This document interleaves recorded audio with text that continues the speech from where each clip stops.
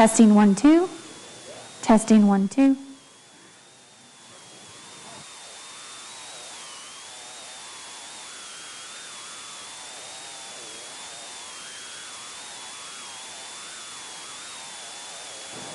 Test, test.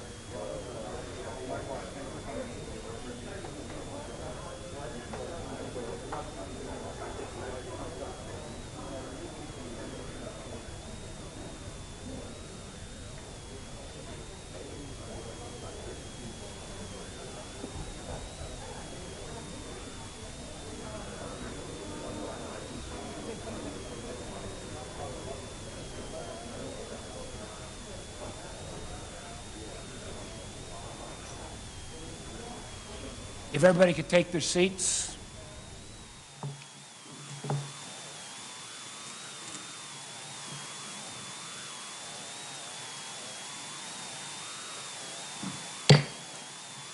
Good morning. I call this hearing to order and welcome to our witnesses, Director of National Intelligence, Avril Haines, Director of CIA, Bill Burns, Director of the FBI, Chris Wray, Director of National Security Agency, General Paul Nakasone, and Director of Defense Intelligence Agency, Lieutenant General Scott Berrier. Thank you for being here this morning and for representing the thousands of dedicated men and women of America's intelligence community. Every year since 1994, the Senate Intelligence Committee has held an open, unclassified, worldwide threats hearing so that the American people can hear directly from the heads of the intelligence agencies about the various threats to our peace and prosperity. It is important that this hearing be conducted publicly and openly to ensure that Americans have a good understanding from a trusted, objective source of the challenges and also the opportunities we face as a nation. I was dismayed last year when the Director of National Intelligence refused to appear in public before our committee for this hearing. And I'm pleased that we're resuming this tradition and look forward to continuing on an annual basis. We look to our intelligence agencies to provide their best and most objective analytic judgments to our policymakers, regardless of which party happens to be in power. Intelligence is the eyes and ears we rely upon to provide warnings of both immediate and longer-range threats.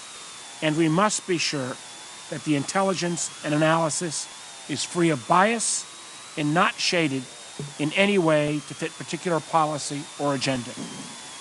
We are still in the grips of a global pandemic, though increasingly rapid deployment of effective vaccines is bringing it to bay. In addition to addressing the challenges to national security you see from the pandemic, I'd also like for each of you to address how your agencies and the IC as a whole have dealt with this challenge. While some agencies have been able to exercise the flexibility of a remote workforce, intelligence is often a profession that relies on in-person attendance due to its classified nature. Some agencies have done very well in vaccinating their personnel. Others have lagged, frankly, far behind. And I'd like to hear how each of your agencies plans to speed up these vital vaccinations to keep the workforce healthy and safe. As this hearing will no doubt illustrate, the work of the IC is more important than ever. The threat assessment goes into wide detail on a variety of challenges that we face. But I have some issues in particular I'd like to address. Cybersecurity, election security, the rise in domestic violent extremism, and obviously the rise of China, and particularly the Chinese Communist Party. On that final point, I want to be extremely clear about something. As we grapple with the challenges posed by a rising China, our problem is with the Chinese Communist Party, not with the Chinese people or the Chinese diaspora globally, and certainly not with Asian Americans here in the United States. I want to caution our fellow Americans that false equivalence only breeds suspicion, division, and hate, and plays right into Beijing's hands. As China grows in power and stature, the CCP has sought to undercut the United States as the world's leading technological power. We see this in the reliance on both strategic investments and traditional espionage to acquire intellectual property, their use and export of surveillance technology to authoritarian regimes, and their modernization of traditional and asymmetric military capabilities, including in the space and cyber domains. When we look at development, for example, of 5G technology, we've seen the CCP act aggressively to influence international standard-setting bodies and invest in a national champion, Huawei, that threatens to dominate the worldwide telecommunications market. I fear that the CCP will develop a similar strategy to dominate the development of other emerging technologies, including AI, quantum computing, and biotechnology. In many ways, the IC is the only part of our overall enterprise that sees across all domains in this field, and I think we must be clear-eyed in assessing the threats posed by the CCP. In the cyber domain, Russia was responsible for an incredibly sophisticated hack of government and private sector systems using software updates from what appeared to be a trusted provider in SolarWinds. Other adversaries also have the capability to undertake destructive attacks of critical infrastructure. We've also seen major hacks, such as the Hafnium attack on Microsoft Exchange users, producing serious consequences for the United States networks. In order to deter these intrusions, we will need to accurately and quickly attribute them and hold our adversaries accountable.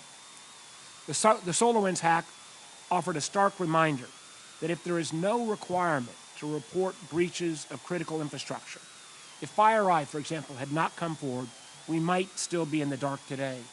And I think when we had our hearing on this subject, there was uniform bipartisan agreement that we needed to move forward.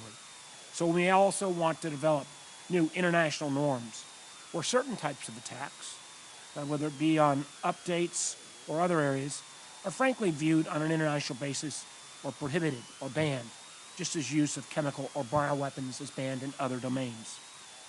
Also related is the ongoing threat of misinformation and disinformation, especially when it targets America's free and democratic elections. As the IC noted in its recent assessment, Russia undertook a sophisticated disinformation campaign in 2020 to undercut our current president and to bolster the candidacy of the former one. We need to make clear that those who perpetrated this hostile interference will again pay a price.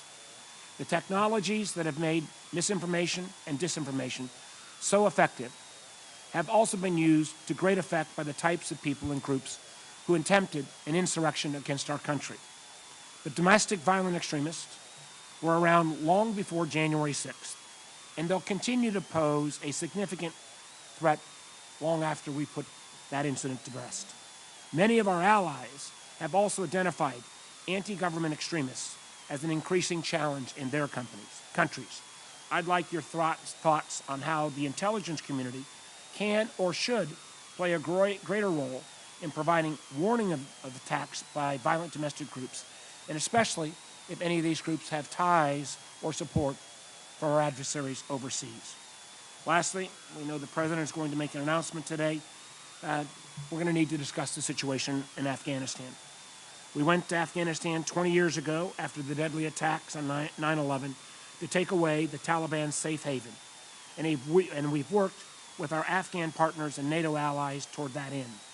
As you note in your statement for the record, the al-Qaeda senior leadership has suffered severe losses in the past few years.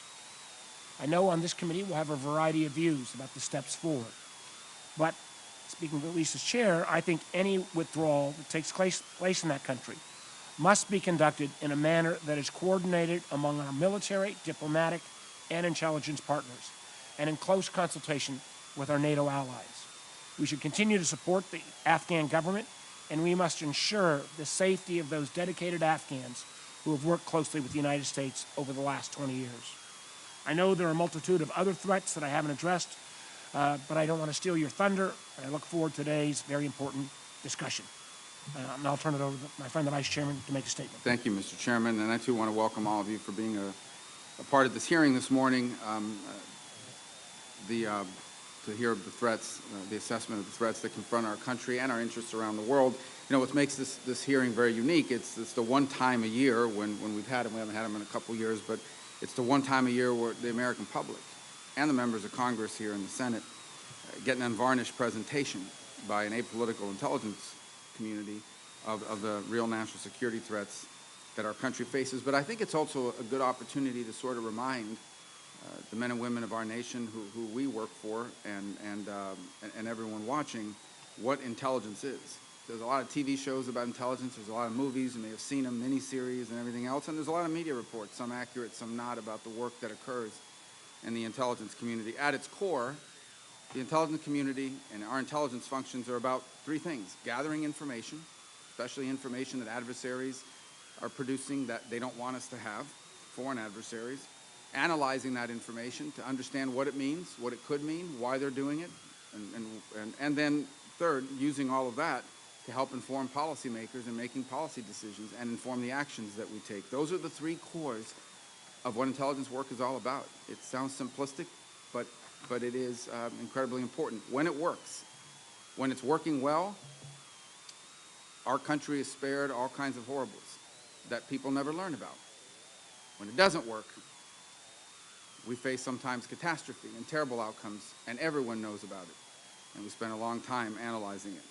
Our job here on this side of the room is to provide oversight into how you're doing that job, how well you're doing these things, and also to provide you the resources and the authorities and otherwise other things that you might need in order to do those things well. And it's that view that I hope we can hear about what it is we can do to be helpful in that endeavor, obviously in the closed session especially, but here in the open one as well. As far as the threats are concerned, again, not to be overly simplistic, but I would venture to guess that 90-something%, if not more, of our threats can be tracked to one of five things: China, Russia, Iran, North Korea, or global terrorism. Those five sources comprise a substantial percentage of all the challenges we face in our foreign policy, sometimes in our domestic policy, and certainly in economics and geopolitics. A rapidly evolving technology has helped our country tremendously. It's helped the work you do, it's helped the work we do in public policy.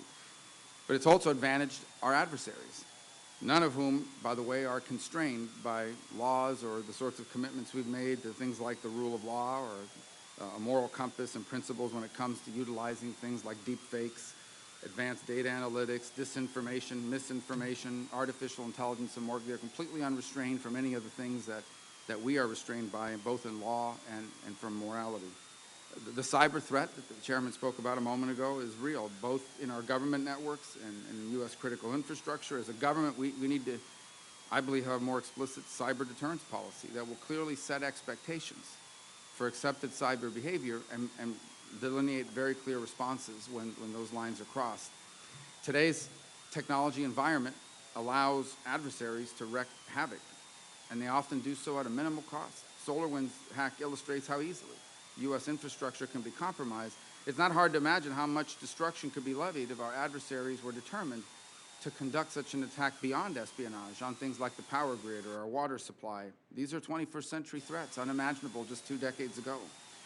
The theft of our innovation, often funded innovation that was funded at its basic level by the U.S. taxpayer. That threatens our economic competitiveness. It comes at the expense of our economy, American jobs, American industrial capability. China, for example, as part of its military-civil fusion strategy, has proven itself adept at finding ways for its agents to extract that sort of information from private corporations. It takes full advantage of the robust UN scientific research and development industry that capitalism has fostered by sending their agents and, frankly, by threatening and forcing students who study at our laboratories and universities to steal the research and give it to them to benefit the Communist Party. So I look forward to hearing from the FBI in particular as to the work that we're doing to confront the massive threat that this poses. The insights of the intelligence community on the top threats confronting us this year are also critical to better shape our foreign policy, helping us to execute it and understanding whether or not we are achieving our national goals and furthering our national interests. In that regard, as the chairman already pointed to, is the situation in Afghanistan. It was a decision that was begun under the previous administration and is being brought to its conclusion under the current one. And irrespective of how anyone may feel about it, no one can deny it's going to have serious security implications for our country for years to come.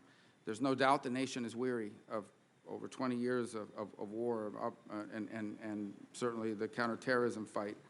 I think it's important to acknowledge two things. The first is that there's the very real possibility that in the very near future, sadly, tragically, in a heartbreaking way, the Taliban will regain control of all or substantial portions of Afghanistan, and that means terrible things for all those people living in that country, but particularly for women and girls. But the second thing we need to acknowledge is that if they do, there's also a very high likelihood that, in fact, if they do, I think it's almost certain that al-Qaeda will return to Afghanistan, will use it as a safe haven, and will use it as a launch pad for terrorist attacks against our country, our people, even potentially here in the homeland. And so I think it's important for us to say, you know, if you look at this year's annual threat assessment, You collectively say, despite leadership losses, terrorist groups have shown great resiliency and are taking advantage of ungoverned areas to rebuild. And that is now, given the status quo today. Imagine when that sustained pressure is no longer in place. You go on to assess that ISIS and al-Qaeda remain the greatest Sunni terrorist threats to U.S. interests overseas, that they also seek to conduct attacks inside the United States, although sustained U.S. and allied counterterrorism pressure has broadly degraded their capability to do so. I think it's important, obviously in the closed session, but here in the public session to the extent possible, to hear not just about the risk that the lack of sustained pressure now poses to our future, but what it would mean in particular to potential attacks on the homeland.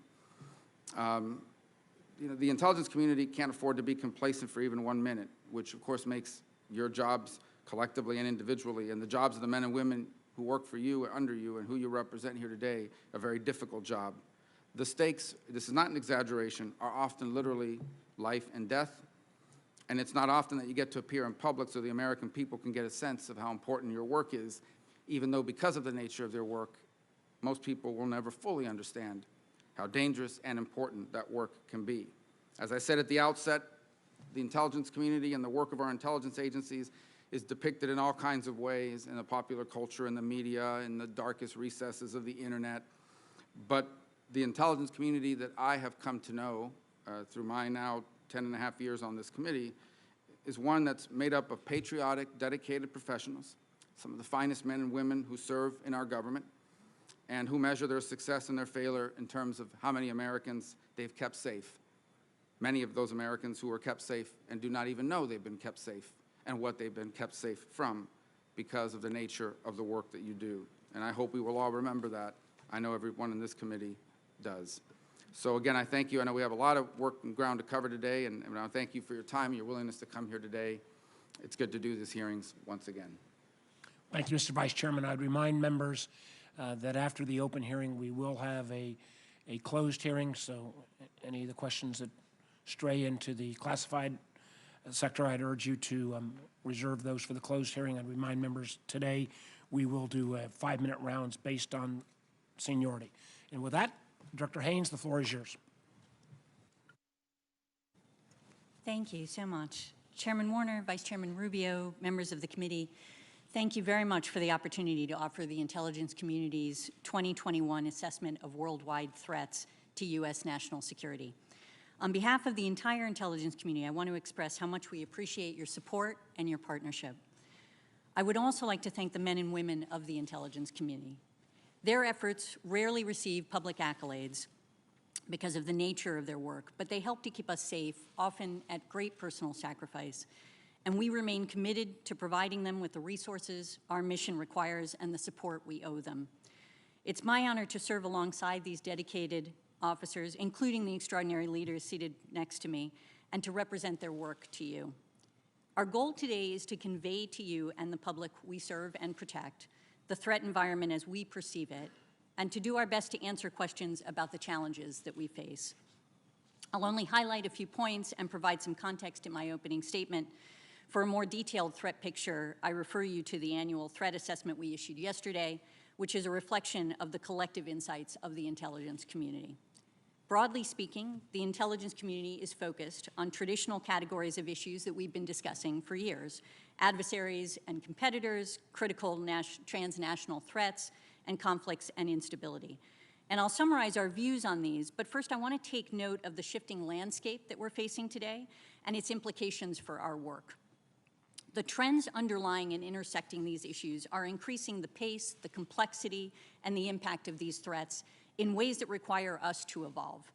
During the past year, the COVID-19 pandemic demonstrated the inherent risks of high levels of interdependence, and in coming years, as reflected in our recently issued Global Trends report, we assess the world will face more intense and cascading global challenges ranging from disease to climate change to disruptions from new technologies and financial crises. And as we note in that report, these challenges will repeatedly test the resilience and adaptability of communities, states, and the international system, often exceeding the capacity of existing systems and models. This looming disequilibrium between existing and future challenges and the ability of institutions and systems to respond is likely to grow and produce greater contestation at every level. And for the intelligence community, this insight compels us to broaden our definition of national security, develop and integrate new and emerging expertise into our work, deepen and strengthen our partnerships, and learn to focus on the long-term strategic threats while simultaneously addressing urgent crises. In short, at no point has it been more important to invest in our norms and institutions, our workforce, and the integration of our work. Doing so provides us with the opportunity to meet the challenges we face, to pull together as a society, and to promote resilience and innovation. And as we evolve, you will see our efforts to more effectively integrate longer-term destabilizing trends into our daily work, thereby promoting strategic foresight and a deeper understanding of the threats we face, which we hope will help the policy community effectively prioritize their work to address the issues that we seek to present. Against this backdrop, the annual threat assessment describes an array of threats we are facing in the coming year, beginning with those emanating from key state actors, and starting with China, which is an unparalleled priority for the intelligence community, but we also look at Russia, Iran, and North Korea in that context. China increasingly is a near-peer competitor, challenging the United States in multiple areas while pushing to revise global norms in ways that favor the authoritarian Chinese system. China is employing a comprehensive approach to demonstrate its growing strength and compel regional neighbors to acquiesce to Beijing's preferences, including its claims over disputed territory and assertions of sovereignty over Taiwan. It also has substantial cyber capabilities that, if deployed at a minimum, can cause localized temporary disruptions to critical infrastructure inside the United States. And while China poses an increasingly formidable challenge to the U.S. role in global affairs, it is worth noting that its economic, environmental, and demographic vulnerabilities all threaten to complicate its ability to manage the transition to the dominant role it aspires in the decades ahead. And next, with respect to Russia, we assess that Moscow will continue to employ a variety of tactics to undermine U.S. influence and erode Western alliances. While Russia does not want a conflict with the United States, Russian officials have long believed that Washington is seeking to weaken Russia, and Moscow will use a range of tools to pursue its objectives, including mercenary operations, assassinations, and arms sales. It will also employ, as we've reported publicly, new weapons and cyber capabilities to threaten the United States and its allies, and seeks to use malign influence campaigns, including in the context of U.S. elections, to undermine our global standing, sow discord, and influence U.S. decision-making. Russia is becoming increasingly adept at leveraging its technical prowess to develop asymmetric options in both the military and cyber spheres in order to give itself the ability to push back and force the United States to accommodate its interests. And turning to Iran, Tehran is seeking to project power in neighboring states, deflect international pressure, minimize threats to regional stability. Iraq will be a key battleground for Iranian influence in the coming year, but Tehran will also continue to pursue a permanent military presence in Syria, destabilize Yemen, and threaten Israel. And for its part, North Korea may take aggressive and potentially destabilizing actions to reshape its security environment and will seek to drive wedges between the United States and its allies. These efforts could include the resumption of nuclear weapons and intercontinental ballistic missile testing. When it comes to transnational threats, the assessment focuses on key issues that really intersect with the state actor threats that I've just outlined, starting with COVID-19. The effect of the current pandemic will obviously continue to strain governments and societies over the coming year, fueling humanitarian and economic crises, political unrest, and geopolitical competition as countries build influence, as countries such as China and Russia seek advantage through vaccine diplomacy to build influence, and in some cases demand accessions from other governments. Countries with high debts or that depend on oil exports, tourism, or remittances face particularly challenging recoveries, while others will turn inward or be distracted by other challenges. And the critical impact of the pandemic has also served to highlight the importance of public health to national security. And ecological degradation and a changing climate will continue to fuel disease outbreaks, threaten food and water security, exacerbate political instability and humanitarian crises. And although much of the effect of a changing climate on U.S. security will play out indirectly in a broader political and economic context, warmer weather can generate direct, immediate impacts, for example, through more intense, frequent, and variable extreme weather events, in addition to driving conflicts over scarce natural resources. And the changing climate, conflict, and economic deprivation will drive vulnerable populations from their homes, heightening humanitarian needs and increasing the risk of political upheaval. The scourge of illicit drugs and transnational organized crime will continue to take its toll on American lives, prosperity, and safety. And major narcotics trafficking groups and other transnational criminal organizations will continue to drive threats while also being used by adversaries employing cyber tools to steal from U.S. and foreign businesses and use complex financial schemes to launder illicit proceeds, undermining confidence in financial institutions. Emerging and disrupting technologies, as well as the proliferation and permeation of technology in all aspects of our lives, pose unique challenges. Cyber capabilities, to illustrate, are demonstrably intertwined with threats from our infrastructure and to foreign malign influence threats against our democracy. And we need, as you have all stressed to us, to focus on the competition in critical technical areas such as high-performance computing, microelectronics, biotechnology, artificial intelligence, quantum computing, fiber optics, and metamaterials. So with regard to global terrorism, ISIS and al-Qaeda remain the most pressing threats to U.S. interests overseas, as was noted. These groups seek to conduct attacks inside the United States, but sustained counterterrorism pressure has broadly degraded their capabilities. Domestically, lone actors and small cells with a broad range of ideological motivations pose a greater immediate threat. We see this threat manifest itself in individuals who are inspired by al-Qaeda and ISIS, often called homegrown violent extremism, and those who commit terrorist acts for ideological goals stemming from other influences, such as racial bias and anti-governmental sentiment, which we refer to as domestic violent extremism, or DVE. And DVE is an increasingly complex threat that is growing in the United States. These extremists often see themselves as part of a broader global environment and movement, and in fact, a number of other countries are experiencing a rise in DVE. For example, Australia, Germany, Norway, and the United Kingdom consider white racially or ethnically motivated violent extremists, including neo-Nazi groups, to be the fastest growing terrorist threat they face. And of course, regional conflicts continue to fuel humanitarian crises, undermine stability, and threaten U.S. persons and interests. The fighting in Afghanistan, Iraq, and Syria has a direct implication for U.S. forces, while tensions between nuclear-armed India and Pakistan remain a concern for the world. The iterative violence between Israel and Iran, the activity of foreign powers in Libya, and conflicts in other areas, including Africa and the Middle East, have the potential to escalate or spread. Asia has periodic upheavals, such as the Burmese military seizure of power in February. Latin America has contested elections, violent popular protests are likely to continue to produce volatility, and while Africa will continue to see ongoing marginalizations of some communities, ethnic conflict, and contentious elections. In closing, we face a broad array of long-standing and emerging threats whose intersection is raising the potential for cascading crises.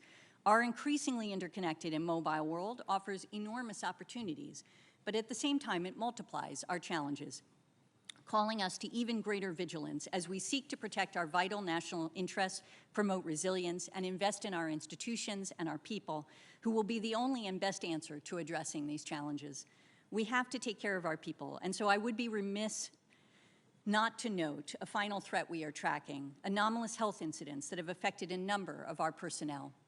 The intelligence community is taking these incidents very seriously, and it is committed to investigating the source of these incidents, preventing them from continuing, and caring for those affected. We appreciate the support that many of you have shown for our personnel on this issue, as with everything else we work on around the globe. And we look forward to answering your questions about these and other worldwide threats today. Thank you. Well, Director Haynes, that was a list of about as many awful things in 10 minutes as I may have heard in recent times. Enormous set of challenges. I want to drill down on a couple of issues. One, I think in many ways this committee, particularly under the leadership of Senator Burr, was one of the first to really raise the flag around the challenges on 5G, where I believe, my personal belief is that the United States and the West writ large was a little bit asleep at the switch, where suddenly we have a rising China, not only having a national champion in the case of Huawei, but literally being involved at the standard setting, rule setting, protocol setting, in a way that I think, again, we had not seen in the past. My question is this. The idea that the IC has to become kind of that ability to look into where China is rising in a series of areas of technology development. How do we get that? How do we have that kind of appropriate oversight? I'd like you and maybe Director Burns to address this question. In many ways, this committee by default has become a little bit of the technology committee for the Senate. And again, I want to commend folks like Senator Cornyn, Senator Sass, and Senator Rubio on things like semiconductors. We're taking a lead. We're also trying to look into AI. We're looking into quantum. We're looking into all this list of rising technology areas. But how does the IC build up that expertise of being able to monitor China's rise in a variety of technology areas? If both you and Dr. Burns, if anybody else wants to jump in as well, I'd appreciate it. Absolutely. So thank you, Chairman. I think I'll start and hand it over, obviously. This is an area, obviously, that you've had a lot of interest in, and I know the committee has really helped us think through, in a sense. But it is absolutely true that we are focused on this issue. We think it's incredibly important, as you've indicated.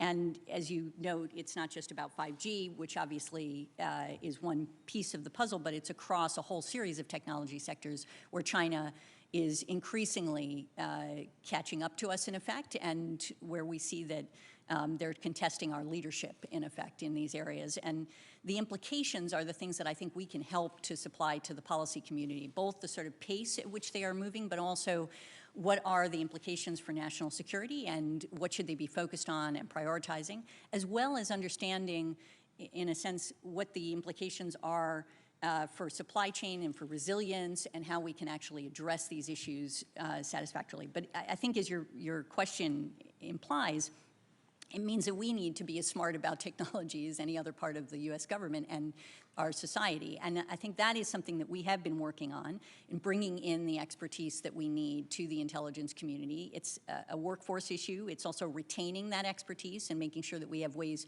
to do that.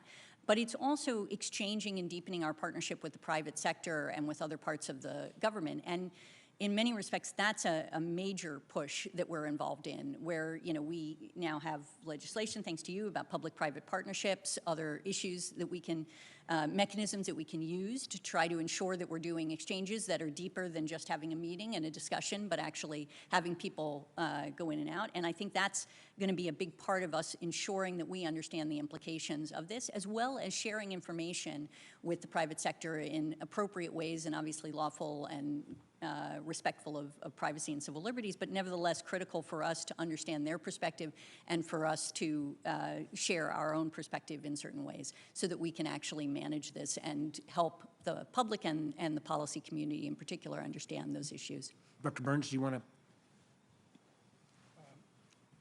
Yes, sir. I would just add very briefly that I absolutely agree with you that competition in technology is right at the core of our rivalry with an increasingly adversarial Chinese Communist Party and Chinese leadership in the coming years.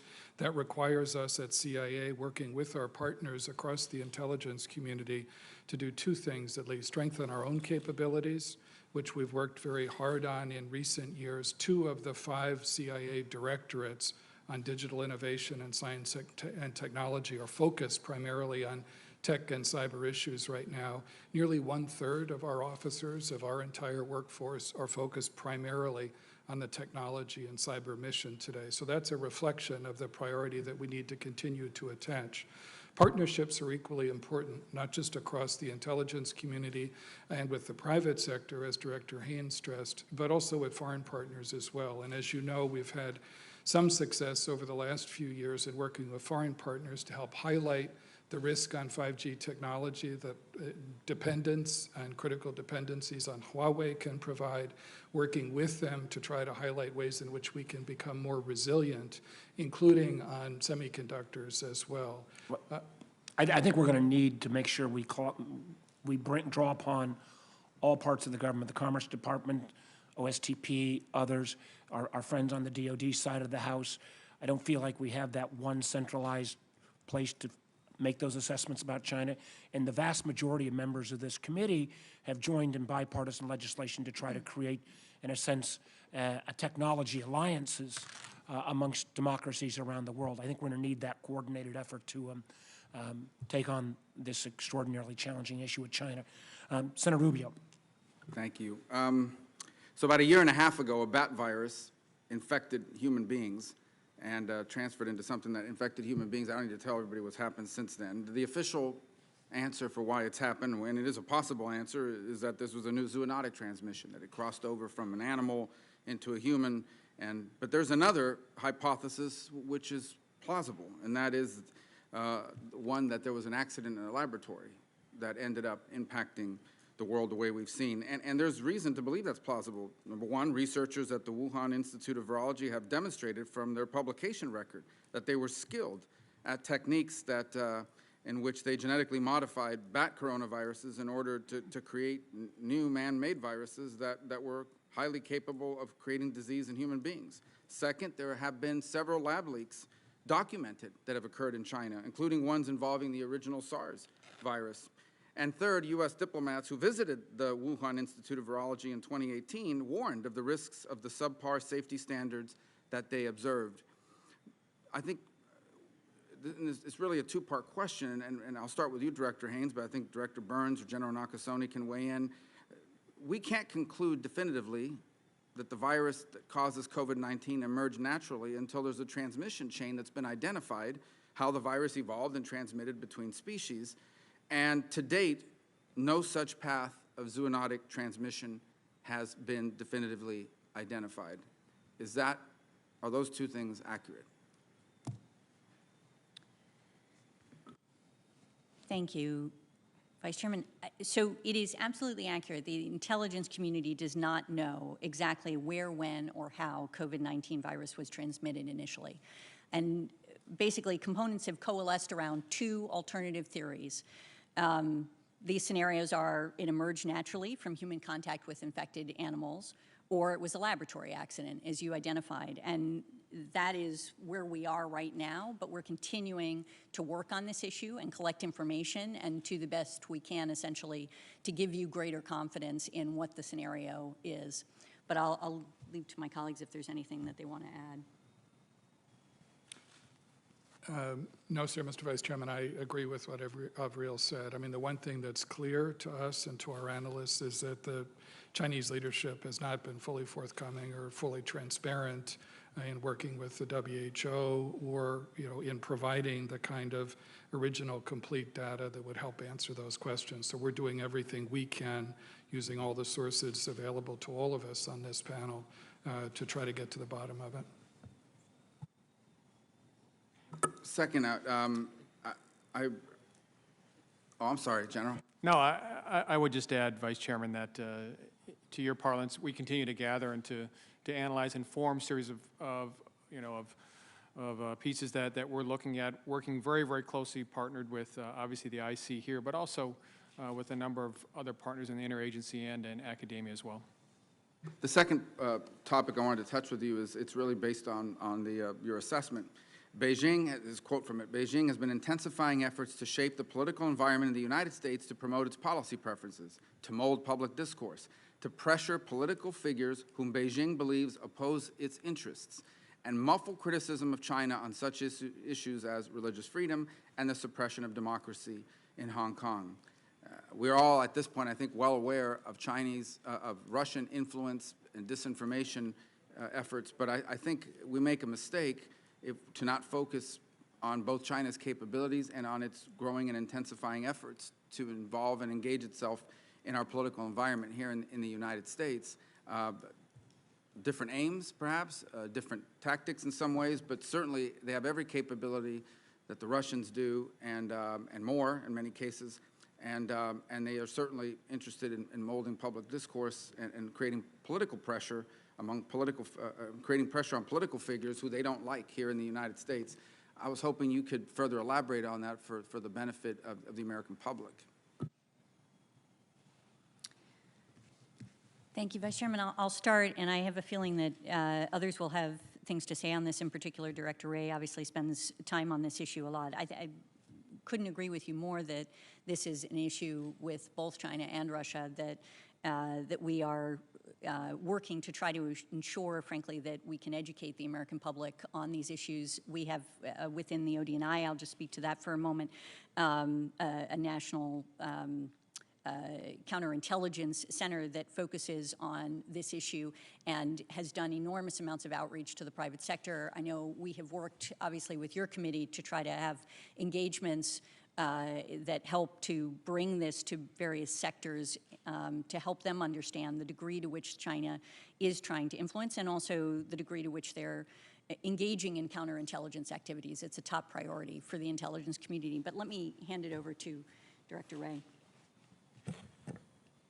So I have testified previously that I don't think there is any country that presents a more severe threat to our innovation, our economic security, and our democratic ideas. And the tools in their toolbox to influence our businesses, our academic institutions, our governments at all levels are deep and wide and persistent. In addition to some of the things that have been mentioned in the threat assessment, I'll just highlight one which just illustrates the diversity of their tactics.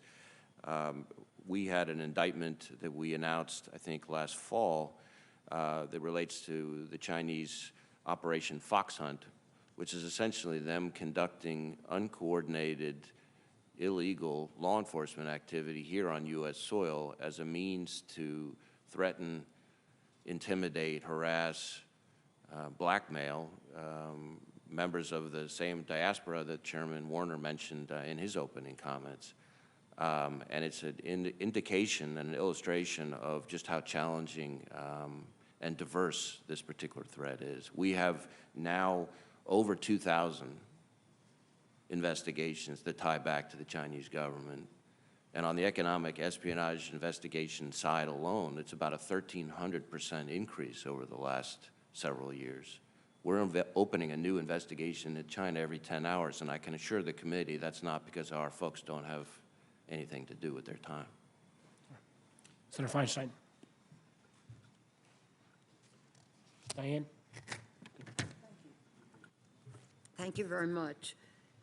You note in your statement for the record that China, Russia, Iran, and North Korea have the ability right now to conduct cyber attacks on critical infrastructure and cause temporary disruptions. Additionally, in 2019, you provided examples including China's ability to disrupt natural gas pipelines for a day to weeks, and Russia's ability to disrupt our electrical distribution networks for hours. So here's the question. Is this problem getting better or worse? Are our adversaries more capable of threatening our critical infrastructure today than they were 2 years ago? Senator, thank you very much. In terms of our critical infrastructure, our 17 sectors of critical infrastructure, to bluntly answer your question, our adversaries continue to get better at what they're doing. I would also tell you, though, that we are also working very holistically across our government to improve two things: our ability to have resilience in that infrastructure and our ability to respond. And we have made progress there. But there is, as we've seen over the past two intrusions, a scope, scale, and sophistication of our adversaries today that makes us take notice, and we as a nation must take notice of what our adversaries are doing. And so cybersecurity for us is national security, and we continue to work at it every single day.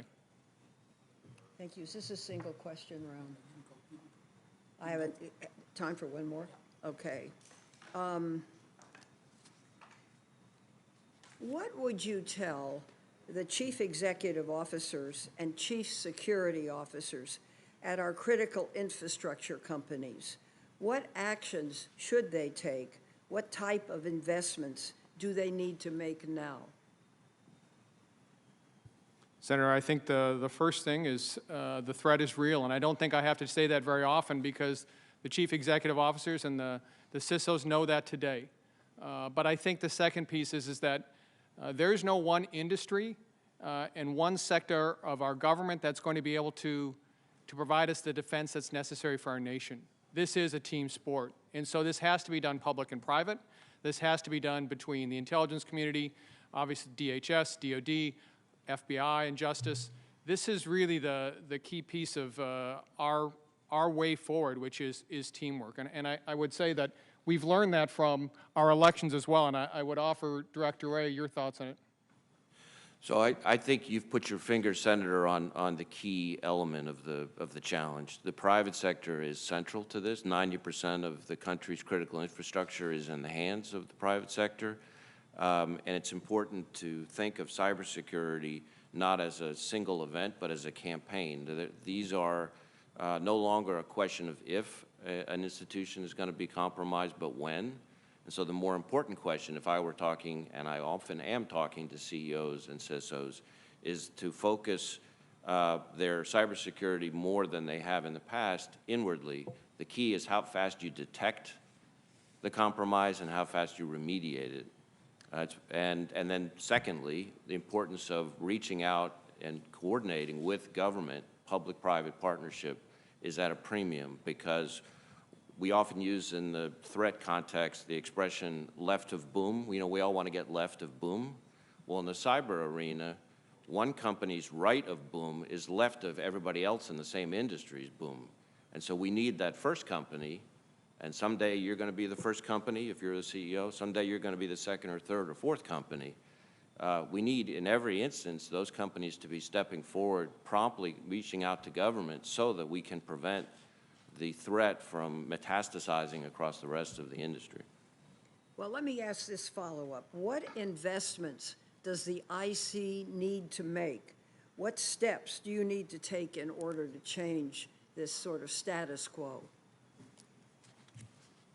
Well, I think we're working more and more closely than ever across the IC on the issue, and so that level of partnership and integration is going well and continues to improve and is important. But I think the bigger piece is more and more public-private engagement between the IC and the private sector. And I know that there has been discussion about different ways to incentivize the private sector to come forward more quickly and promptly and fulsomely, and I think those are key to our future on this issue. Thank you. And I would simply add very briefly that one of the things I think you both made, General Nakasone and Director Wray, made very clear that while some of these attacks have only exfiltrated information, they could have turned into denial of service and really wreaked enormous havoc with our whole economy. Senator Burr. Thank you, Mr. Chairman, and welcome to all of our witnesses. I think of all the partnerships that exist in Washington, between this committee and these agencies is the single most important one that we have. A couple of observations. The U.S. government's technology policy, whether development or deployment, if it exists at all, is stupid. I'm not speaking of the 5 agencies that you represent, because you internally do process new technologies in a totally different way than the whole of government. But that doesn't work when it's limited just to the intelligence community, which has to do it for their job. And dovetailing on Senator Warner's 5G comment, just a personal observation. I've never seen an issue that came before this Congress or this country that deserved a response from Five Eye partners more than 5G. And I think we've always looked through a tunnel and said, Five Eyes is an intelligence sharing structure, and it's limited to that. When we talk about things that are outside of the norm, and the future is going to be all outside the norm, why don't we leverage the relationships that we have and realize that all smart people don't exist here? If they did, we wouldn't have a problem with China. So it's not just the cost, it's the power of the intellectual capacity that's out there that Five Eyes brings to a solution for the 5G problem. Having said that, I'm going to start to the right, my right, with Director Wray. Just give me an approximate percentage of your workforce, both domestically and internationally, that are vaccinated today.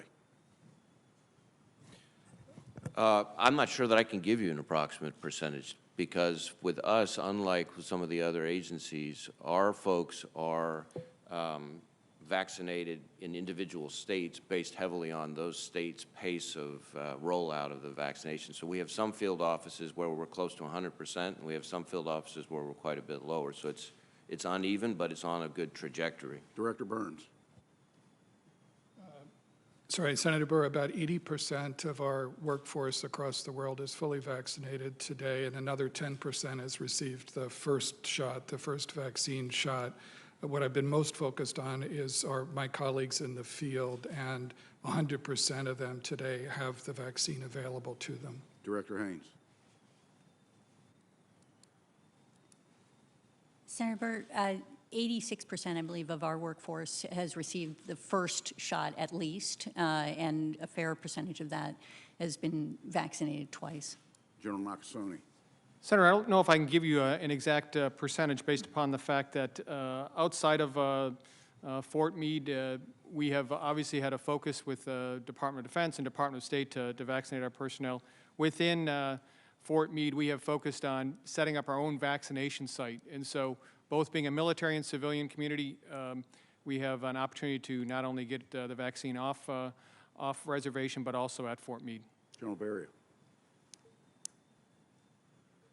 Senator, approximately 40 to 50% of the DIA workforce has had at least one of the two shots, and that's exponentially increasing starting from last week to this week on Andrews Air Force Base and Joint Base Anacostia Bowling. Thousands of vaccinations have come in, and we're taking advantage of that. Thank you for that, General. Observation. There are only 3 members of the United States Congress that served on the Intelligence Committee on 9/11. All 3 of them sit on this committee. Senator Wyden, Senator Feinstein, and myself. The foreword to the Worldwide Threat Report says, ISIS, Al-Qaeda, and its militia, its militant allies continue to plot terrorist attacks against U.S. persons and interests. Director Haynes, were you at the table when the decision was made to exit Afghanistan?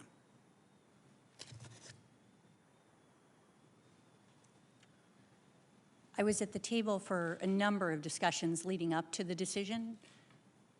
I'm not sure that the decision was made in a specific meeting. I'll explore additional questions in the closed session as it relates to Afghanistan. General Nakasone, we're all focused on this cyber hacks. Do you believe that new authorities are needed for you or other agencies to address the defensive mechanisms we need today and in the future? And Director Wray, do you believe that there are legal changes that need to be made that facilitate either government or the private sector being able to get ahead of what we've seen with SolarWinds and with Microsoft? General Nakasone. Senator, I'm not seeking legal authorities either for NSA, for U.S. Cyber Command. My intent in my discussions has always been, though, is to state that with an adversary that has increased its scope, scale, and sophistication, we have to understand that there are blind spots in our nation today. And one of the blind spots that our adversaries are using is the fact that they are utilizing U.S. infrastructure and a means upon which we cannot surveil that, whether or not in the intelligence community or in the law enforcement community, to be able to react quick enough to what they're doing. The second piece is to what the chairman had mentioned in his opening statement. We are troubled in terms of being able to understand the depth and breadth of an intrusion based upon the fact that, you know, for a number of good reasons, some of them obviously legal, that you know, much of the private sector does not share this information readily. And so while there is no one solution to what's going on, I think we have to understand the program in totality. I agree with General Nakasone, and I would just add a few points. I've referenced before the importance of the private sector piece of this, and I think to the extent that there's a need for a significant change, that's one of the places where the most significant progress could be achieved. The reality is that adversaries try to use U.S. infrastructure for a variety of reasons, and one of them is to try to blend in with legitimate traffic that exists there. And the private sector, which controls 90% of the critical infrastructure, an even higher percentage of our PII and our innovation, has the key dots as part of the overall connecting of the dots phenomenon. So I know, for example, the Cyber Solarium Commission took a hard look and recommended a mandatory breach notification law. That's, a possibility. Things like that, which further strengthen the glue between the private sector and the intelligence community and the rest of the government, I think is ultimately got to be the key ingredient to any long-term solution. Thank you, Mr. Chairman. Senator Wyden. Thank you very much, Mr. Chairman, and thank you all for being here. A couple of quick questions. We told you, Director Haynes, Director Burns, I'd be touching on these this morning. And I'm asking really because I was very encouraged by some of your initial comments with respect to transparency. And I think there's an opportunity now to usher in a new set of rules that give Americans information about the basic rules under which the government conducts its operations. So 2 quick yes or no answers. For you, Ms. Haynes, Senator Heinrich and I sent you a letter explaining why information related to a CIA program needs to be declassified. The information is contained in a report from the Privacy and Civil Liberties Oversight Board, and those reports are required to be made public to the greatest extent possible. Will you get back to us within 30 days about whether you intend to declassify the information? Director Haynes. Thank you, Senator Wyden. We just received the letter and absolutely intend to look at it and happy to get back to you within 30 days to let you know our views on that. Defer to Director Burns if he has anything further. No, I agree. We'll get back to you very good. And along the same lines, Director Haynes, I sent you all a letter explaining why certain information about FISA needs to be declassified. Again, my request would be to get an answer within 30 days. Understood. Thank you, Senator. Great. Absolutely. I appreciate that. Now I do want to turn to this question of solar winds, and I want to start with you, General Nakasone, if I might. My concern is that the government's response to this extraordinary hack is just going to be to throw a bunch more money at the same companies that sold the government insecure products that the hackers exploited. And really what we're talking about with that approach is cyber pork. Now, I also believe that security and liberty aren't mutually exclusive. We can have both. And so I was concerned about a recent suggestion you made that the government's ability to detect and stop the SolarWinds campaign was hampered by the need to get a warrant before conducting surveillance of the domestic internet. Now, my understanding is that the government has the ability now to watch every bit of data going in and out of a federal network, including the SolarWinds malware. And yet the hacking of 9 federal agencies somehow went unnoticed. So what I'd like to see is if we can all agree before seeking new powers to surveil the domestic internet, we all ought to be working together, you, DHS, all the agencies, so that more can be done to detect hacking that's going on in our own networks. What is your thinking on that? Senator, I think you point out really the important piece here is that there is no one answer to this question. And so, as I've talked about, we need the intelligence community being able to see what's going on outside of our borders. We need, obviously, our law enforcement capabilities to be able to understand what's going on, obviously, within the United States. We need government to be resilient upon which, these intrusions are taking place. The challenge we have right now, though, Senator, is what our adversaries are doing is not spearfishing. It's not guessing passwords. It's utilizing supply chain operations. It's using zero-day vulnerabilities, those vulnerabilities that a provider doesn't even know about it. We call that above best practices. And when they do that, we need this total, entire capability to bring to that. So, again, I think as we take a look at our capabilities, as adversaries move into U.S. infrastructure, to make sure that we can identify them and be able to alert what's going on is going to have to be looked at, sir. My point is only general.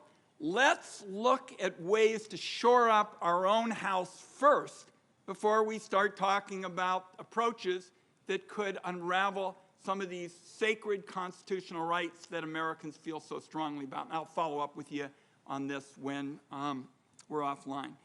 Director Wray, question for you. In July, I sent you a number of questions related to FBI operations in Portland last summer. I asked for responses that I could share with my fellow Oregonians who want to know what happened in our state. I'd like to ask you now, can I have those responses within 2 weeks?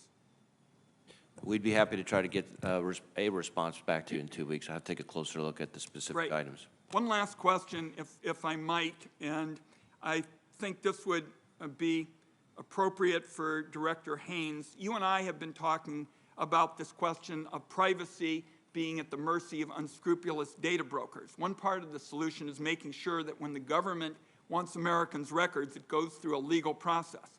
The other is making sure our adversaries can't buy up this data, which includes the private records of U.S. government officials. During your confirmation process, you agreed that this could harm national security. Would you support legislation, work with us, to keep all of this data out of the hands of our adversaries? Thank you, Senator. So I think we had a conversation, absolutely correct, on commercially acquired information and how it is that the intelligence community deals with it. And I think, you know, I absolutely agree with you that we need to establish a framework that is clear and that has privacy and civil liberties at its heart, and also addresses the functionality of it for the intelligence community. So I think that is one issue, and I believe in trying to produce that framework in a way that allows the American public to see what the framework is, essentially, even if they don't have visibility into the particular transactions or what we're doing to push for that. And so that's one piece. I think on the second piece, I agree with you that there's a concern about foreign adversaries getting commercially acquired information as well, and absolutely committed to trying to do everything we can to reduce that possibility in the national security. I'll follow up with you promptly. Thank you, Mr. Chairman. Thank you, Chairman Warner. My first question is for Director Burns, based on your long history of dealing with issues in the Middle East. And one of the things I found missing from this report, and obviously it's always easy to criticize something you did, a product you didn't help produce, but there's an absolute dearth of reference here to the Abraham Accords, which seems to me to change dramatically what's going on in the Middle East. And obviously, it's a threat assessment, but it seems to me whether a threat is increased or decreased ought to be mentioned in here. Could you give me your thoughts on what effect the Abraham Accords are having? I think most of us know, but I'd like to get on the record your thoughts of what effect the Abraham Accords is having, in as much as it's not included in the assessment. Yes, sir. Well, I believe the Abraham Accords, as I mentioned, I think in my confirmation hearing, were a very positive step for the United States, for Israel, and for the wider interest of stability and security in a region in which stability and security are often in short supply.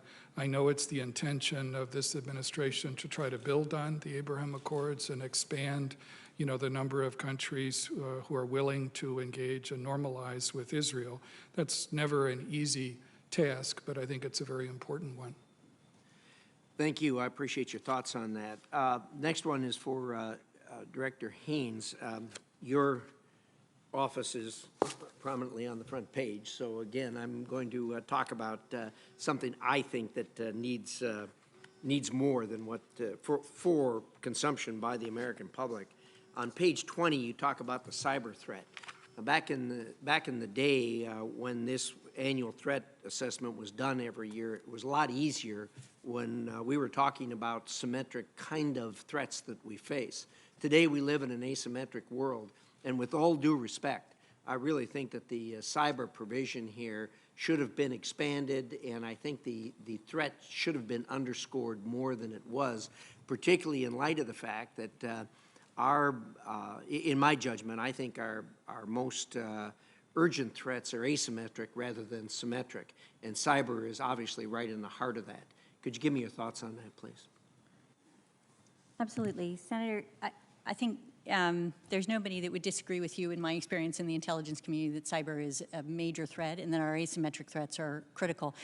The debate really centered on whether or not, in a sense, to emphasize it more in this section or to do so as we have done in the state actor threat piece, where you'll see that we've identified the cyber threats that are associated with many of the state actors that are sort of greatest adversaries in this space. And so it is not intended to reflect a lack of prioritization or emphasis on it, but rather the fact that it really imbues the entire threat assessment in many respects.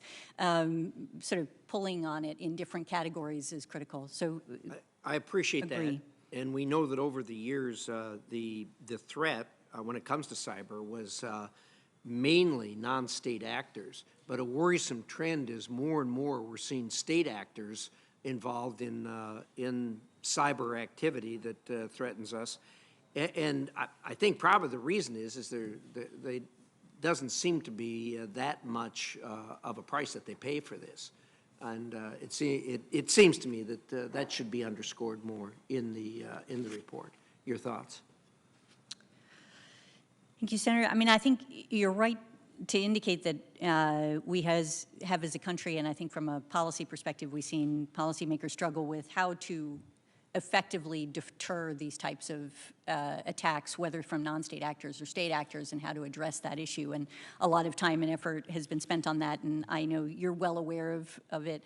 I think in the context of transnational organized crime, in effect, there is work that is being done to try to deter it through a variety of means, but whether it's effective, I think it's fair to say that it's not as effective as we'd like it to be. I think General Nakasone may have more views on this, and defer to him as well if you're willing. My time's almost up, but glad to hear your thoughts. Yeah, Senator, I think as the director pointed out, this is an instrument of national power now by many countries. And so one of the things that I think our nation has done over the past years is really realize that we must be continually involved in this domain, in cyberspace. This is what we've learned over the past 2 elections. We will continually be involved well into the future as we take a look at what our adversaries want to do. I appreciate that. I have other questions, but we'll save it for the closed session. Thank you. I think Senator Risch makes a good point, and I think it raises the issue again of attribution and doing that in a timely manner. Senator Heinrich. Thank you, Chairman. As we witnessed on January 6th, the most serious threat to our democracy sometimes comes from within. Last December, over 4 months ago now, I wrote a letter to FBI Director Wray and the acting director of DHS's Intelligence and Analysis Office, asking for a public written assessment of the threat that QAnon poses to our country. Director Haynes, I want to thank you for following up on your commitment to ensure that we received a response to that letter. On February 11th, I did receive a response, but unfortunately, it was designated for official use only. That means it's not classified, but it still cannot be made public. And so I've spent the last 2 months working with the FBI to get this assessment downgraded into the public realm with no success. Now, the Constitution protects the advocacy of all kinds of beliefs and views, even those that philosophically embrace violent tactics. But the public deserves to know how the government assesses the threat to our country from those who would act violently on such beliefs. And that's the public assessment that I asked for. So, Director Wray, why is it that you cannot or won't tell the American people directly about the threat that adherence to the QAnon conspiracy theory presents? So, Senator, I appreciate your question. First, let me say that I think in our effort to get you information about what is in many cases ongoing law enforcement investigations, we were trying to give you as much information as we could in an unclassified way, recognize the FOUO dimension complicated things, and my understanding is my staff is working with yours and we should be able to get you a fully unclassified version very shortly. In the meantime, let me say this, we focus on the violence and the federal criminal activity regardless of the inspiration. We understand QAnon to be more of a reference to a complex conspiracy theory or set of complex conspiracy theories largely promoted online, which has sort of morphed into more of a movement.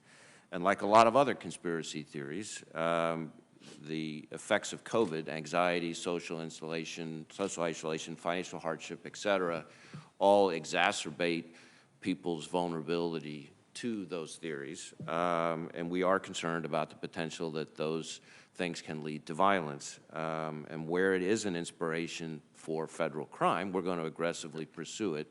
And in fact, we have arrested at least 5 self-identified QAnon adherents related to the January 6th attack specifically. Director, let me follow up a little bit on that. You're no doubt familiar with some of the public speculation that Q is really Ron Watkins, the administrator of the Internet Image Board, 8CON, formerly known as 8chan. Whether or not Watkins is Q, he and his father clearly are responsible for hosting these sites and co-opting, furthering the QAnon conspiracy phenomenon. You know, given the prominent role that QAnon did play in the January 6th attack on the Capitol, what are the potential legal repercussions for those who might be primarily responsible for either propagating these sorts of dangerous and, in some cases, violent messages in these forums? Well, I think your question starts to raise different legal theories. We obviously, again, have to be careful to be focused on violence, threats to violence, and things that violate federal criminal law. That doesn't mean that rhetoric isn't a societal problem that doesn't need to be addressed. But from the FBI's perspective, from a law enforcement perspective, we try to be very careful to focus on violence, threats of violence, and associated federal criminal activity. There may be certain instances where language becomes part of a conspiracy, for example. And there are instances where there are other federal statutes which may be violated. But again, those are complicated questions which I would refer to the lawyers over at the Justice Department. So for any of you, as a follow-up, I think a few years ago as a nation, we really put enormous effort into understanding the mechanisms by which violent extremists and groups like the Islamic State, for example, became radicalized in chat rooms and online forums. Are we applying that sort of rigor to the DVE radicalization problem? I'm happy to. So we are using our joint terrorism task forces, of which we have over 200 all around the country, to investigate not just the homegrown violent extremists, you know, the jihadist-inspired terrorists, but also the domestic violent extremists. And certainly, in both cases, there are a lot of parallels. You have individuals largely able to connect online. It provides a greater decentralized connectivity, and as I have said before, terrorism today, and that includes domestic violent extremism, moves at the speed of social media. And so that means recruitment, that means planning, training, dissemination of propaganda, et cetera. All those things that apply and that happen on the jihadist-inspired side, in many cases are also happening on the domestic violent extremist side. Obviously, there are, on the domestic violent extremist side, constitutional protections and legal challenges that we have to be mindful of, especially given some of the history in this country. Yeah, clearly. Senator Collins. Thank you. Director Burns, let me take this opportunity to thank you publicly for your focus on the medical injuries suffered by CIA and other personnel that are commonly referred to as the Havana syndrome. I'm going to have a question for you on that when we're in closed session, but I did want to publicly thank you and acknowledge your efforts. I want to turn to Afghanistan, Director Burns. Our country has already sharply reduced its footprint in this country. There's no doubt that Americans are tired of our endless wars in Afghanistan, but there are many experts who are warning of the adverse consequences of President Biden completely withdrawing our troops and our presence in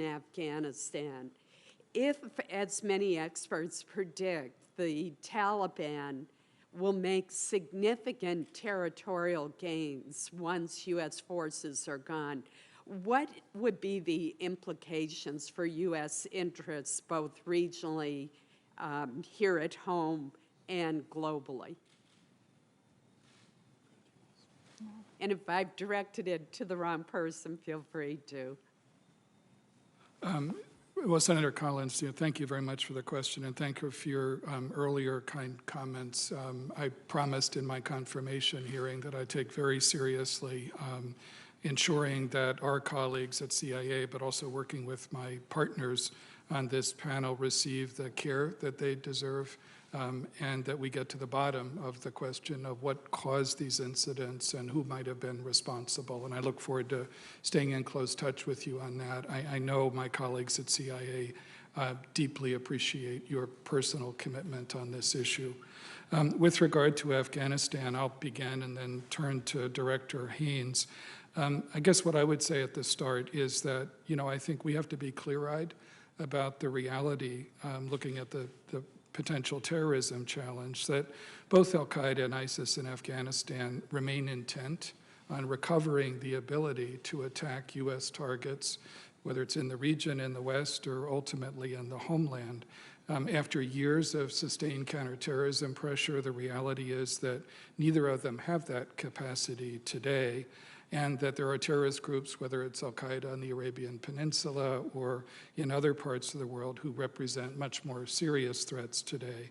I think it is also clear that our ability to keep that threat in Afghanistan in check from either al-Qaeda or ISIS in Afghanistan has benefited greatly from the presence of U.S. and coalition militaries on the ground and in the air, fueled by intelligence provided by the CIA and our other intelligence partners.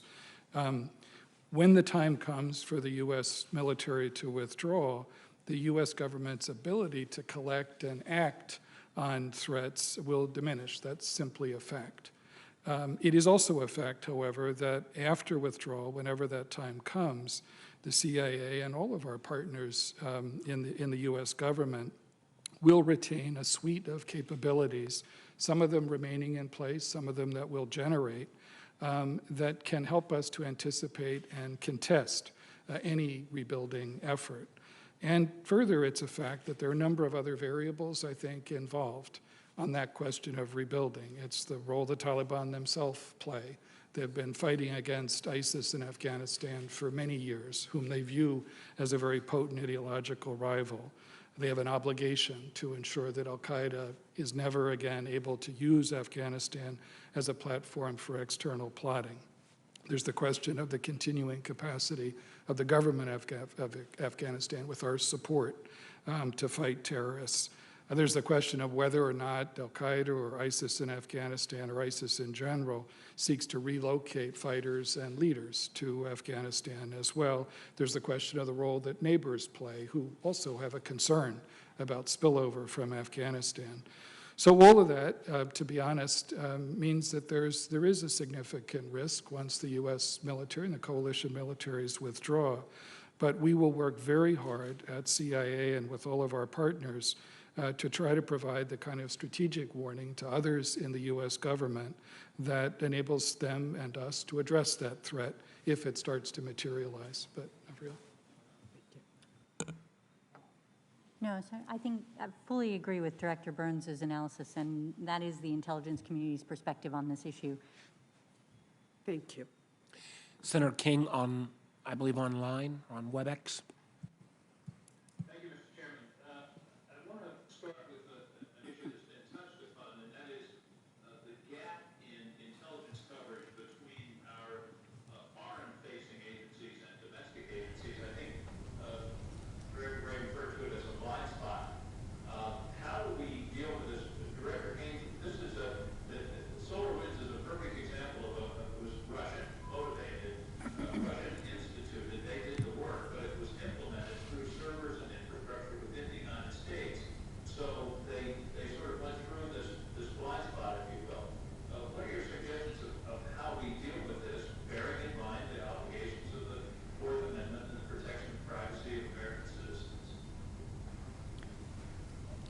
Thank you, Senator King. I mean, I think it's an excellent question, and it's one, obviously, that we're struggling with in a series of areas. In our discussion of DVE, in our discussion of cyber, you know, in areas like malign influence and so on. And I think from at least my perspective, we are working through each of these issues very carefully to ensure that we're complying with the law, that we're within our authorities, that we're doing what we should be doing, and taking into account privacy and civil liberties and the questions that are so critical to any time that we are collecting intelligence along these lines and trying to combine, in effect, domestic and intelligence sources. And in that space, trying to then also provide analysis that gives people the full picture. But I think as General Nakasone noted, there are some real challenges that we're facing in this area. And I think, yeah, please. If you see activity of this kind in your work overseas, are you allowed to tip the FBI and say, we think this is happening, you should follow up? Certainly we are allowed to do that. We do that quite frequently, regularly with Director Wray's folks, and they do a very good job. Senator, if I can just lay this out just a bit, because I think it's important to understand the whole spectrum of it. So it does begin overseas, understanding what our adversaries are doing outside the United States. To Director Wray's point, in the United States, it is the public-private partnership. We need to be able to understand that when adversaries come into the United States and use our infrastructure, whether or not it's servers or cloud providers, that there is coverage on that. It's also this idea that we understand what an intrusion may have taken place, so this idea of being able to understand the data that may be lost and be shared is really important. And then the last point is that we need obviously the public and the private industry to have the most resilience possible. And so there is a complete responsibility there, but I would offer Director Wray for his thoughts. I've got limited time, Director, so let me follow up on a different question. But I think this is something that bears a lot of discussion, and I hope you all will share with us your thinking of whether we need to change authorities or how we fill in this blind spot of maintaining our protection of privacy in our country. General Nakasone, 4 or 5 years ago, I asked one of your predecessors a simple question. Do our adversaries fear our response in cyberspace? Are they deterred to the point of changing their calculus as to whether or not to launch a cyber intrusion or an attack against us? I want to ask you the same question. Is there an adequate deterrent, or is this something we still need to establish more clearly as a matter of policy? So, Senator, I'm not sure in terms of whether or not our adversaries, feel that or necessary. But here's what I know that our adversaries understand that's different today than it was several years ago. That we are not going to be standing by the sidelines, not being involved in terms of what's going on with the cyberspace and cybersecurity. Over the past several years, whether or not it's been defending our elections or being able to provide quicker attribution, this is our focus, and this has been the focus of the agency and the IC and across our government. Thank you, and I know that I'm out of time. Mr. Burns, Director Burns, one question for the record, please. If you could provide an estimate of climate refugees over the next decade or 15 years or so, I think that's going to be a very significant national security challenge. How many refugees does your agency estimate will be on the move because of the inhospitable climate in their region? That's something you can give me for the record. I appreciate it. Thank you, Mr. Chairman. Thank you. Senator Blunt. Thank you, Chairman, and Director Haynes, Director Burns, and General Barrier. I think this is the first time the three of you have appeared at this particular hearing, and certainly we're glad and grateful to have all of you here. Director Haynes, let's talk a little bit. You and I have talked about the overhead architecture issues. The part of the development of how you use AI is how much information you have to continually train on. We may talk about that later this afternoon, but for right now, the Chinese have announced public plans for 138 satellite commercial constellations that can image around the globe every 10 minutes. How big a risk is that for us, and what can we do to enhance our own diversity by expanding the number and the diversity of the satellites we have up there providing constant information, commercial and non-commercial? Thank you, Senator. I think it may be useful to have a further discussion about this in closed session, but I think there's just no question as a general matter that China is focused on achieving leadership in space, in effect, as compared to the United States, and has been working hard on a variety of different efforts in this area to try to contest what has been presumed our leadership in these areas. And I think for the details, let's discuss in closed session.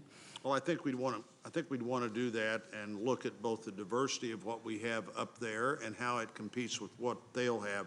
On a really different question, Director Burns, you have extensive personal knowledge and experience with Putin. How do you assess what he's doing right now near and in the eastern Ukraine and the impact that may have? Is this an actual movement? Do we think it's a bluff to try to get concessions, a little of both? What do you think about the Putin actions right now as it relates to Ukraine? Well, Senator, thanks for the question. I think, as I said in my confirmation hearing, most of my white hair came from serving in Russia and dealing with Putin's Russia over the years. So one thing I've learned is not to underestimate, the ways in which President Putin and the Russian leadership, can throw its weight around.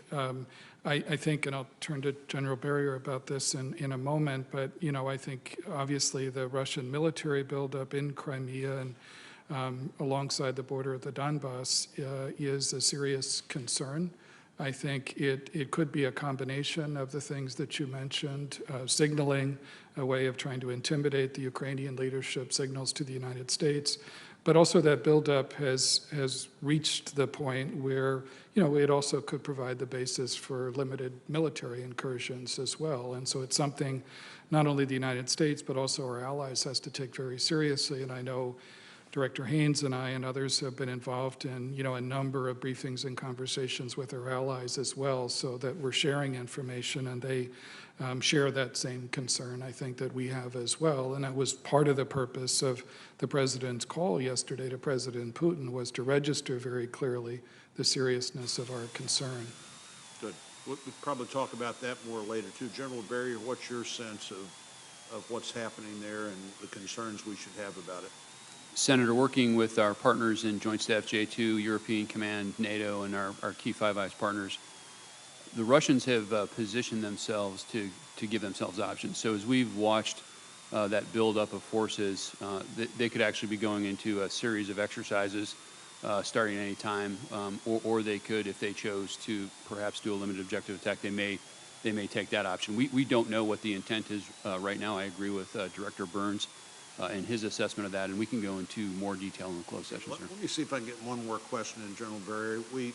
We know that our adversaries, no matter what level of involvement they had in the pandemic, can see now the impact that has on a big, open, free society like ours, but they also can see the impact it has on the military. Look what happened on the USS Theodore Roosevelt and in other places. What are we thinking about as a potential way we'd respond to similar circumstances? Certainly, from the point of view. Senator, the pandemic has given us insights on how we can do our jobs better should this happen again. In terms of readiness of our key adversaries that we watch, I think initially it did have an impact on the readiness of those forces, although they seem to have overcome that. As an example, is what we're seeing with the Russians in the Ukraine and the Crimea right now does not appear to be impacted by COVID, and so we continue to watch that very carefully across the spectrum of foreign military intelligence. Thank you, Chairman. I think a number of us are very interested in Senator Blunt's questions about Ukraine. We look forward to that this afternoon. Senator Bennett. Thank you, Mr. Chairman, and thank you all for being here today. I really appreciate it. In the annual threat assessment, Director Haynes, you wrote that Beijing is working to match or exceed U.S. capabilities in space to gain the military, economic, and prestige benefits that Washington has accrued from space leadership. You also wrote that China has counter-space weapons capabilities intended to target U.S. and allied satellites. In December of 2020, U.S. Space Command said that Russia conducted a test of a direct-descent anti-satellite missile, which, if tested on an actual satellite or used operationally, would cause a large debris field that could endanger commercial satellites and pollute the space domain. Could you tell the American people what we are doing to maintain our superiority in space and what the role of the private sector is in doing that? Thank you, Senator. I would say that obviously we'll have a further discussion in closed session, but the private sector has just become increasingly important in our efforts to contest and to work essentially against contestations to our leadership in space. Excuse me. But what I can say is that we have been working very hard to ensure that the policy community understands and that obviously we support Space Force in its work to promote, in effect, U.S. leadership in space. And it's been an area where we benefit, you know, as we've indicated, economically, from a security perspective, from a communications perspective, and from a perspective of just understanding and intelligence perspective. And all of those things are areas where we want to ensure that we continue U.S. leadership in this area. And we'll get into further details. Look forward to our conversation later. Director Burns, according to Freedom House, democracy around the world has been in retreat for 15 years against authoritarianism, and we know that countries like China and Russia want nothing more to continue that for another 15 years, or maybe another 50 years. How do you assess the primary threats to democracy around the world, and which regions have we seen the most significant democratic retreats? Which regions do you consider most at risk, and how are our adversaries thinking about this? Thanks, Senator. I probably should have called you Secretary Burns when I asked you this question, but I couldn't resist. No, thanks, Senator, very much. No, I think the problem of erosion of democracies, as Freedom House points out, is a very real one in many parts of the world, those that have established democracies and those where, you know, democratic governance is quite fragile. That has partly to do, I think, across the board with, you know, questions about the ability of democratic governance to deliver. I think you've seen some of that in our own country in recent years. We haven't been immune from that at all. So the challenge, and I think, you know, President Biden has emphasized this, is, you know, working with other democracies, and I say this, you know, as an analytical judgment, to help restore that faith in the ability of democratic governance to deliver for people. That deprives authoritarian leaderships, whether it's the Chinese Communist Party or Vladimir Putin's Russia, of an argument that they use that somehow authoritarian systems are better able to deliver. The reality is that there's a great deal of resilience in democratic systems, but it's important for all of us that have democratic governments to demonstrate that, to renew ourselves. I think that's always found in many years in my previous incarnation serving overseas, that we get a lot further through the power of our example than we do through the power of our preaching. And I think that's true for any democratic government around the world. The last thing I'd say is, you know, we've talked earlier in this discussion about the role of technology, and I think that's also something to be very mindful of, because the proliferation of surveillance technologies, for example, are one tool that authoritarians use to strengthen their grip and make it more difficult for democratic governance to emerge in lots of fragile societies around the world. And in that context, Director Wray, fragile societies and the risk posed to democracy, I wonder if you could share with the American people what you have learned about the intersection of social media platforms and domestic violence extremists, and what the American people can do to be more canny users of those platforms. What should they be on the lookout for? So certainly social media has become in many ways the key amplifier to domestic violent extremism, just as it has for malign foreign influence, which we've discussed at great length with this committee as well. It provides a level of the same things that attract people to it for good reasons are also capable of causing all kinds of harms that we're entrusted with trying to protect the American people against. So it creates speed, dissemination, efficiency, accessibility, I referred to before, a level of decentralized connectivity. I think I would say that both with respect to malign foreign influence and with respect to domestic violent extremism, people need to understand better what the information is that they're reading. A greater level of discerning skepticism is a crucial ingredient not just to protect from foreign misinformation, but also from violent extremism. There is all sorts of stuff out there on the internet that poses as fact, which just isn't.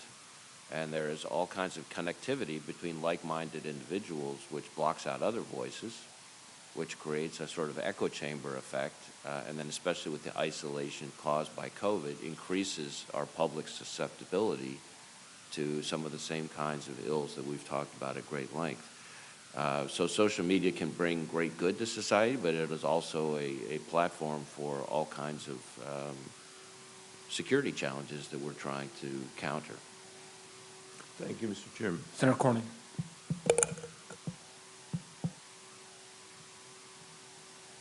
General Nakasone, in the recent hearing we had on the SolarWinds hack, the issue of notification by victims of hacking was raised, and indeed, I believe Senator Collins has advocated for a long time in a piece of legislation that victims of cyber attacks notify the federal government in some manner to provide context and complete knowledge of sort of what's out there. It seems to me that otherwise we're looking through a soda straw at some of the threats. Do you think requiring victims of cyber attacks in the United States, requiring them to notify the federal government in some way, maybe confidentially, is a good idea? Senator, as we were discussing this morning, I think to understand the depth and breadth of any intrusion in the United States, we're going to have some means upon which we understand what has taken place. And so obviously the policymakers and yourselves, the legislators, will determine that, but I think that's a key component of it as well.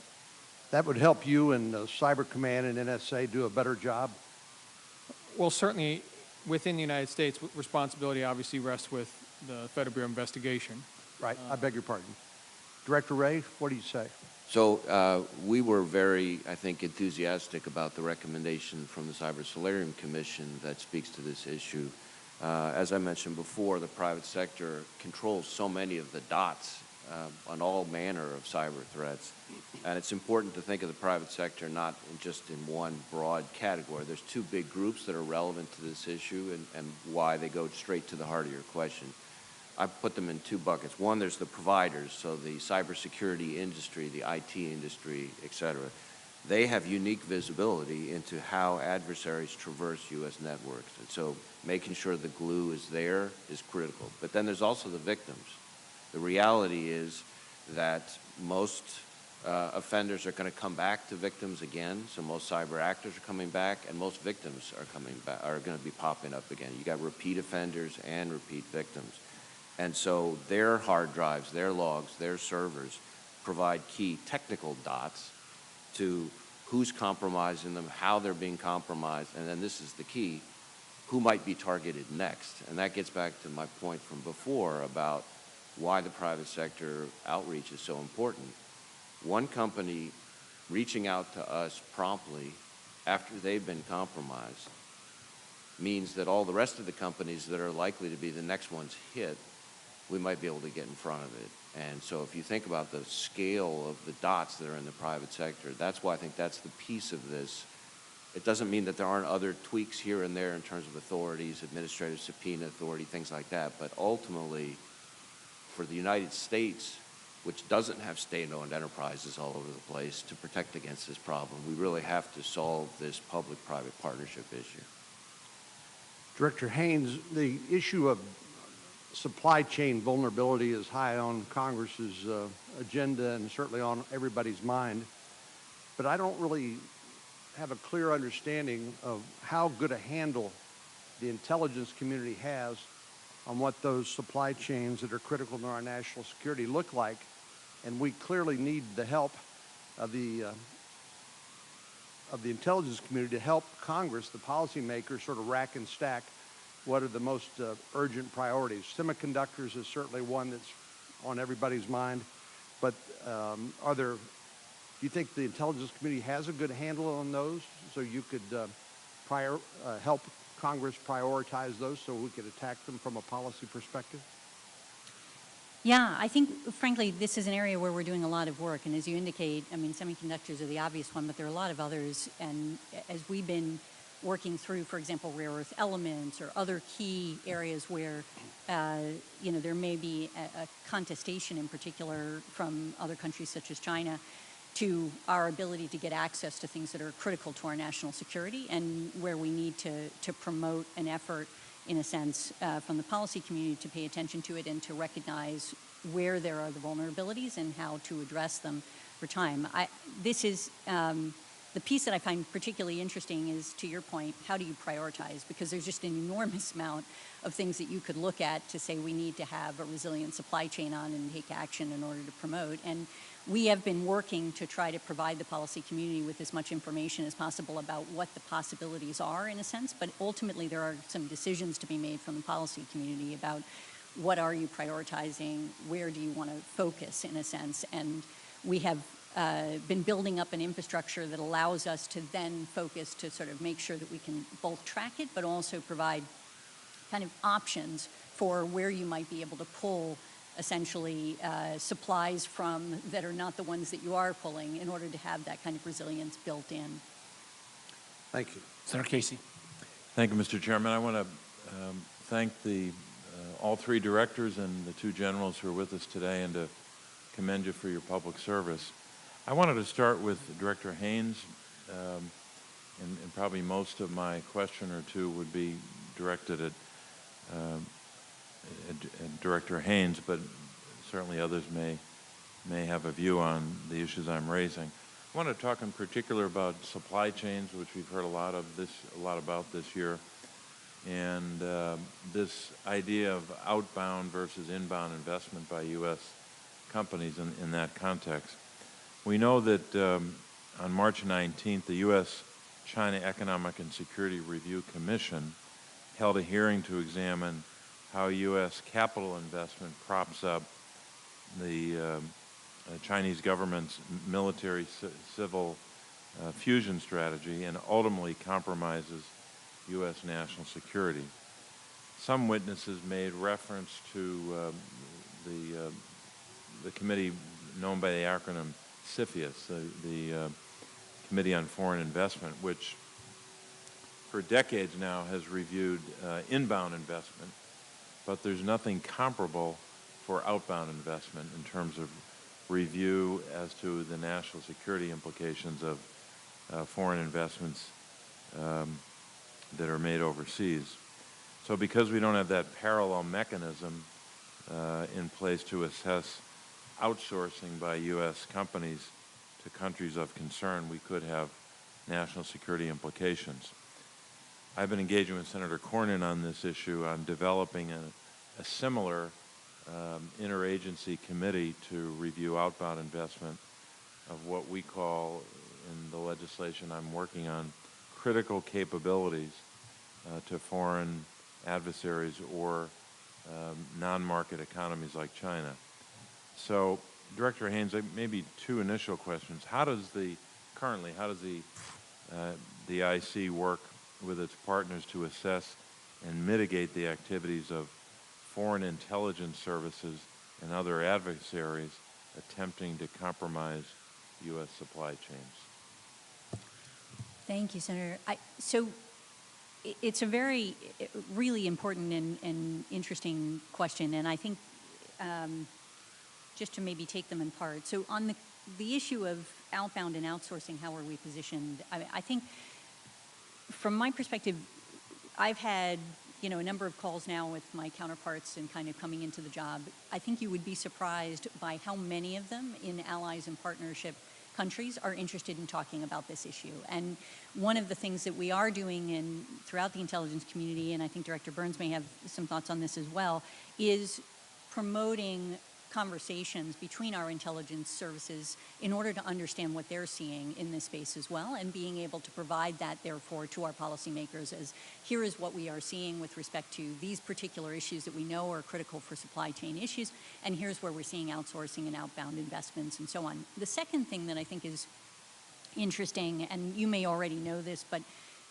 we're certainly lifting it up in a sense, is how many other countries are starting to do CFIUS-like processes. You'll see Canada has now got a law that effectively allows them to review investments, or a variety of other countries that are starting to do this. And it's another reason for why I think our counterparts are talking to us about this issue, because they're looking to figure out how does the intelligence community support our CFIUS process? Are there ways in which they can do the same? And I think that exchange of information can get to many of the issues that you're describing in the supply chain area, both on the inbound and outbound side of things. But let me see if Director Burns says anything. No, I absolutely agree, and I think there are plenty of models on the outbound side that have worked in decades past as well, where we can deepen our partnerships, with other governments who not only have insights but also have a real stake in taking a very careful look at some of those outbound matters. Thank you. That's helpful.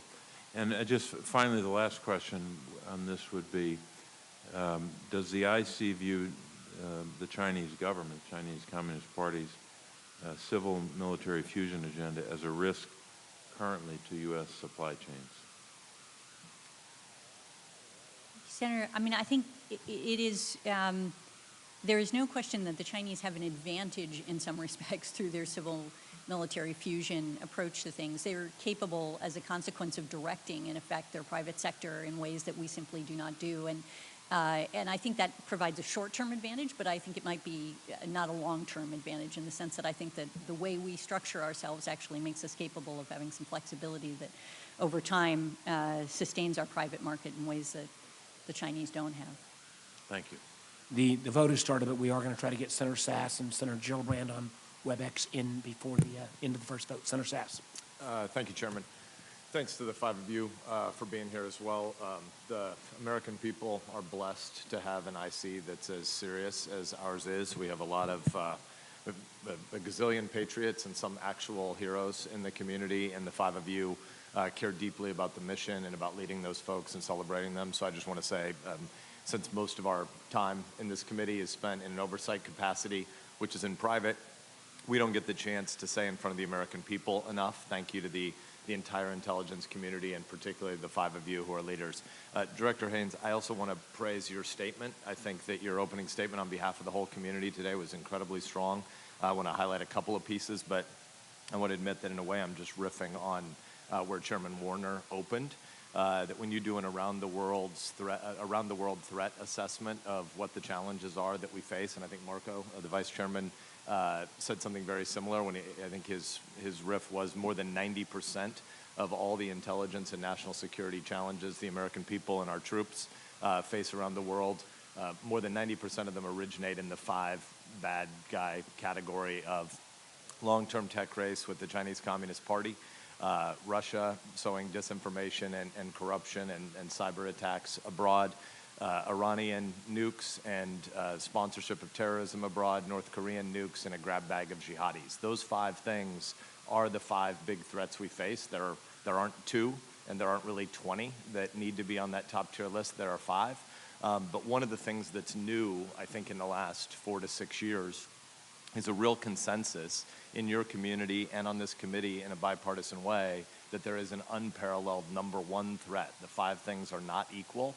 The long-term technology race we face with China is the biggest existential national security threat we face. And I think Chairman Warner did a great job of distinguishing between Chairman Xi's command and control tyrannical system and his party. But that's not the same as the Chinese people. That's not the same as Chinese expats. That's not the same as Asian Americans abroad. And we have to, together, the IC and this committee in a bipartisan way, has to make sure we communicate again and again to the American people that there is one overarching national security threat we face, and it is not race-based, It is not Chinese Americans. It is Chairman Xi and his cronies and what they want to do to try to dominate the world and oppress people, most acutely the Uyghurs, but lots and lots of people in their own country and abroad. And so I think it's important just to underscore some of the things, Director Haynes, you said on behalf of the entire community. You said that the threat we face from China is unparalleled. It's not the same as North Korea, as big a deal as that is. It's not the same as Russia and nefarious actions abroad. China is increasingly a near-peer competitor. China will maintain its major innovation and industrial policies because Chinese leaders see this strategy as necessary to reduce dependence on foreign technologies, enable military advances, and sustain economic growth, and thus ensure the CCP's survival. Chairman Xi is not about the good of his people. He's not about the good of 1.4 billion Chinese people. He's about the good of his party and the way they oppress their people. You also said that China is trying to promote new international norms for technology and human rights, emphasizing state sovereignty and political stability over individual rights. You said that China will remain the top threat to U.S. technological competitiveness as the CCP continues to target technology sectors, et cetera. So I think it was a very strong statement, and as a part of what happens, the majority of not just our committee's work, but the majority of this hearing is in private today. But as far as something we put before the American people, that's an incredibly strong opening statement. So I want to commend you and the whole interagency process that got it there. I'd like to follow up on your response, though, to Senator Casey's comment about the fact that I'm putting a finer point on it, but in 2018, Congress passed a new law about export controls, and the goal is to be sure that we update what emerging and foundational technologies we regard as needing to be restricted to the CCP. Obviously, the CCP is also involved in a massive technology theft, IP theft project, but just at the level of export controls, a law was passed in 2018, and it's largely unimplemented. And I think former Chairman Burr made the good point that in 5G, we should view the Five Eyes as allies that we would use to build the technology base, whether it's a D10 or a D12 or whatever the strategy is. We need something like the TPP again that says freedom-loving nations that believe in open navigation of the seaways, free trade, the rule of law, transparent contracts, human rights, et cetera. We need an alliance of freedom-loving peoples against the CCP's nefarious sponsorship of stuff like surveillance state tyranny abroad. But to do that, we have to have clarity about what those critical technologies are. So I would love to hear some public explanation for the American people of when will we have the 2018 law implemented, and probably more 30,000-foot view, more importantly, if we're going to build an alliance of freedom-loving nations in this technology race, how can we do it? How can we lead allies if we don't have clarity for ourselves about what those critical technologies are? Thank you, Senator. Maybe I'll just start and welcome my colleagues joining on this. I think just to focus in on the intelligence relationships in particular and the Five Eye point that you and Senator Burr are making. I mean, I think it will not surprise you that technology is one of the things that we intend to talk to them about, that we are already talking to them about at different levels. And I think it is entirely right to be focused on the idea that among the Five Eyes we can actually do some good work together, in effect, in addressing this issue that none of us can do alone in a way, and that's a place where we do need to focus. I think there is also, it is true that the policy community is working, and I know the administration is working on a strategy on these issues that would include partners and would effectively focus on the kind of issues that you're describing. In addition, they are also looking at the technology sectors and how it is that you approach each of these to deal with whether or not delinking in all of these different spaces is the right thing to do, and how to do it so that you don't actually have collateral impact that sometimes can have negative consequences in those areas. But why don't I leave it to others to comment? Senator, I would just say from a DI perspective and the Department of Defense, our closest partners are Five Eyes teammates. I have deep personal relationships with every one of my counterparts. We talk on a weekly basis. And from a strategic competition perspective or an intelligence support aspect to strategic competition, they're all in. And so this conversation about identifying the technology and how we can collectively get after this threat with the CCP, I think they are ready for that conversation.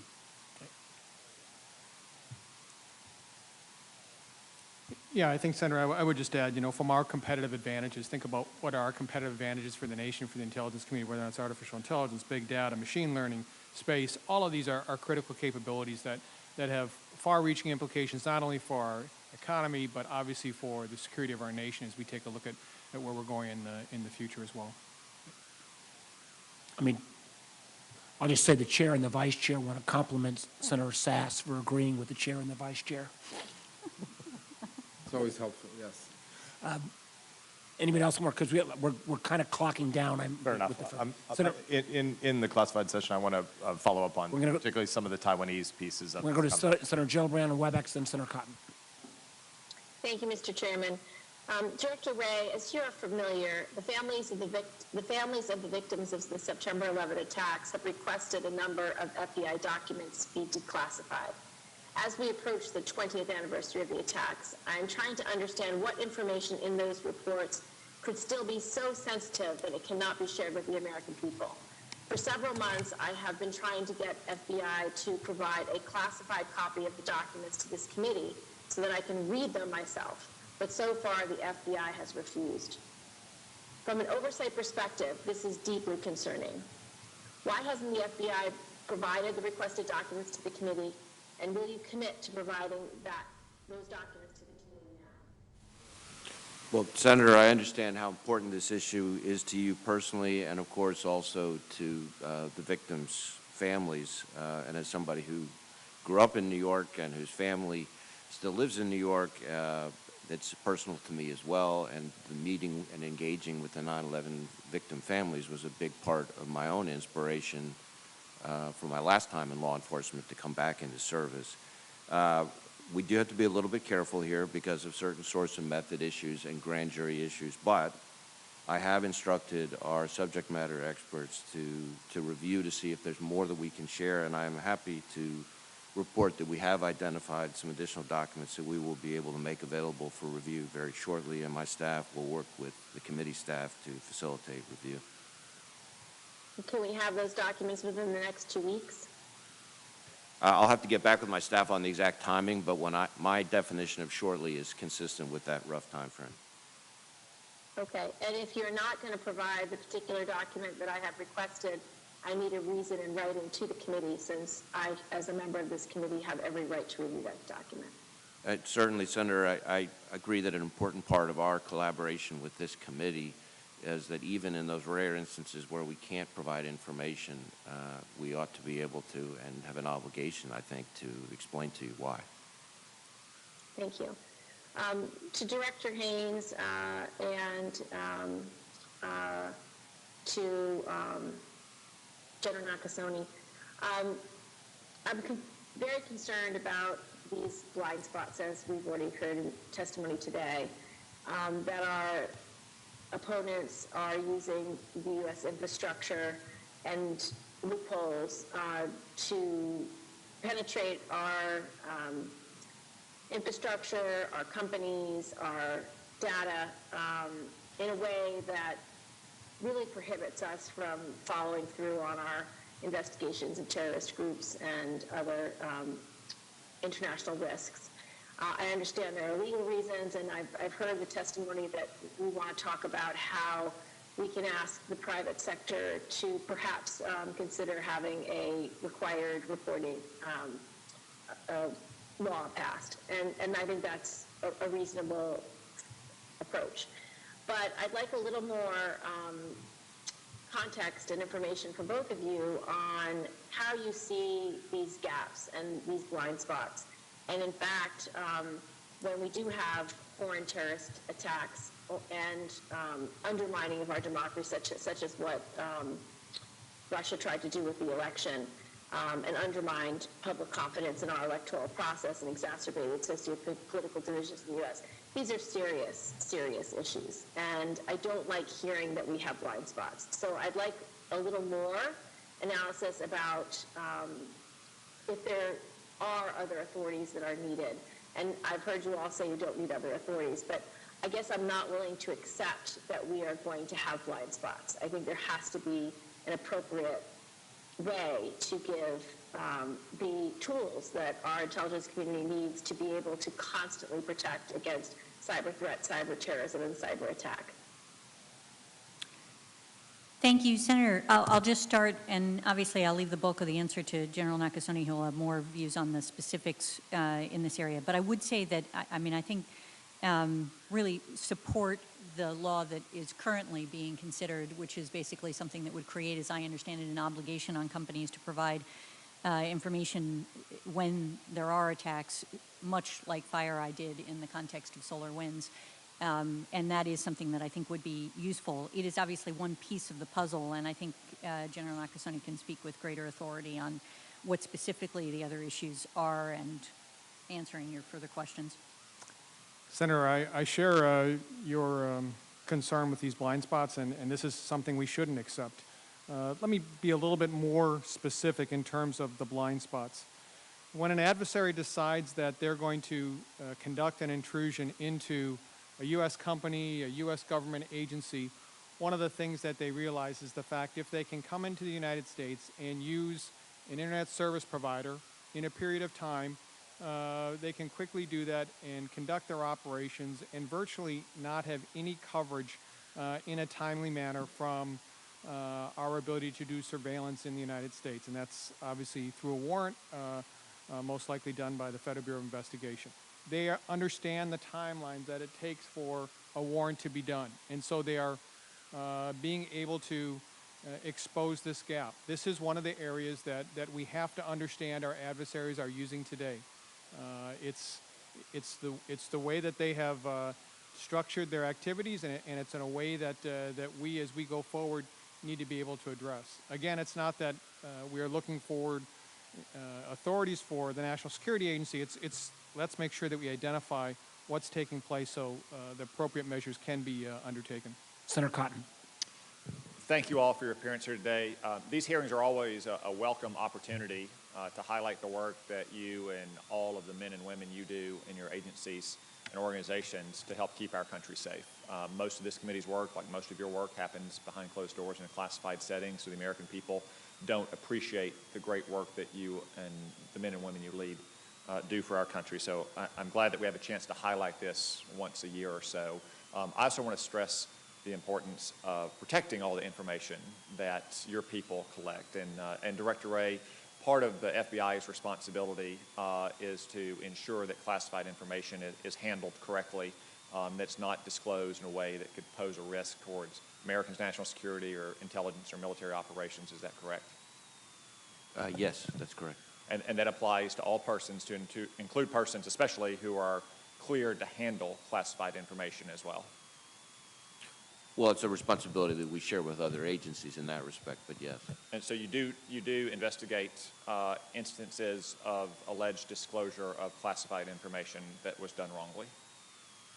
Absolutely, we have quite a number of such investigations. So I just want to take this opportunity to call your attention to a letter that Senator Haggerty and I and 16 other Republican senators sent to you yesterday about what appears to have been a potentially serious breach of handling of classified information by Dr. Colin Call, the nominee to be the Undersecretary of Defense for Policy.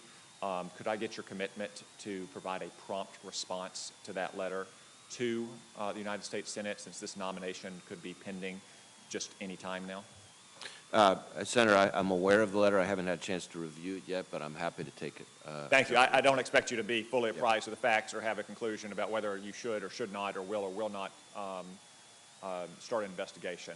But I believe it's very worrisome, and there are people sitting in federal prison today for mishandling classified information. And if a GS employee is going to be sitting in federal prison because they mishandled classified information, we should always insist that everyone handle it correctly, no matter how powerful they are or who they're connected to. So thank you for that commitment, Director Wray. Ms. Haynes, I want to turn to a line from the annual threat assessment about the migration crisis we see on our southern border. It lists several potential factors in terms of seasonal employment opportunities or the pandemic or what have you. One factor was perceived changes in U.S. immigration policy. Is it possible that a factor could also be actual changes to U.S. immigration policy? Thank you, Senator. I think we were looking at the degree of folks coming, and so I don't think that there were, in fact, changes at the time that would have accounted for. In other words, it was perceived changes that they were looking. So I know that you're not in charge of immigration policy, and I don't expect you to be, but I'll give you 3 changes that actually have been made by the Biden administration since the first day. 1, they created an exception to the pandemic exclusionary order for minors. Not shockingly, we have a surge of minors at the border. 2, they eliminated the safe third country agreements with Central American countries, most notably Guatemala, the geographic choke point from Central America. And 3, they eliminated the Remain in Mexico policy as well. So those are 3 actual policies on which word is out in Central America. And finally, I'll just give you this bit of open source intelligence that you can go back, Director Burns and Director Haynes, and tell your analysts about. I was at the border a couple of weeks ago. I had a chance to see the heartbreaking scenes of young mothers and fathers with their young kids under the bridge outside McAllen, where they were being processed in after having just crossed the river with the help of smugglers and traffickers. I grabbed a Border Patrol officer who spoke Spanish so he could interpret for me. I asked a couple dozen of them why they made the journey now, where they had come from, how long they'd been there. Not a single one of them made a comment about asylum in terms of persecution based on race, ethnicity, sex, religion, political views, or anything else. The most common answers were, Joe Biden, I can get in now, and I want a job. I have some other issues I want to discuss, but as I said earlier, most of that we have to do in front of in a classified setting, so I look forward to talking with you all again in a few minutes. Thank you. Thank you, Senator Cotton. Senator Rubio, any closing comments? No, I want to thank you guys. I think it's been important to get a lot of these things on the record. It's a rare opportunity for the American public to hear from each of you individually. And I'm glad we were able to do it again this year, and I look forward to our session this afternoon. Thank you all for being here. Well, let me, before I just close, 3 quick things. 1, I think you've heard this from virtually every member. A hearty thanks to not just you, but the literally thousands of men and women that work for you, and I hope you will take that message back to the workforce. I think Senator Burr mentioned we value very much this relationship we have with the IC and want to keep it open, and we always want to have your back. 2, I think, Director Haynes, you've made mention of this. I think almost the majority of members on the committee are actively working on bipartisan legislation that would encourage around this idea of tech alliances, that we do this not only in a greater way with the private sector, but we also do it with our, even beyond our Five Eye partners. And 3, as we have discussed, again, in a broadly bipartisan way, we've taken some of the lessons from our SolarWinds hearing, and I think we may have at least a partial response where, with appropriate liability protections, there would be some level of mid-incident reporting to an enterprise that would include public and private together, so that we could potentially close some of these gaps that Senator Gillibrand and others have raised in their questioning. Again, we thank you all. We've got a couple of votes, and we will still reconvene. Where? Pardon me? Oh, we'll reconvene SV 217 at 1 o'clock. Have an enjoyable lunch. Thank you. Thank you.